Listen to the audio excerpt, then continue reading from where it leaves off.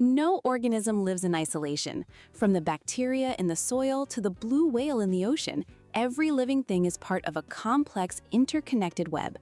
This is the subject of ecology, the scientific study of nature's household and all its relationships. It's the science of survival.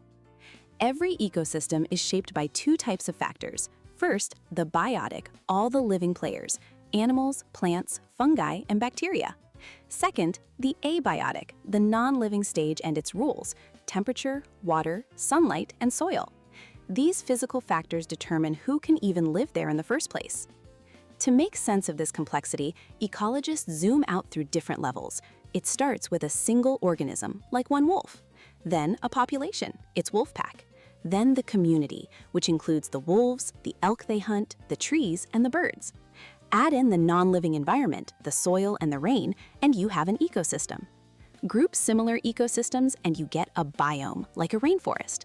The final level is the biosphere, our entire living planet. Within this system, every organism has its address, its habitat. But it also has a profession, its ecological niche. This is its role, what it eats, when it's active, how it survives.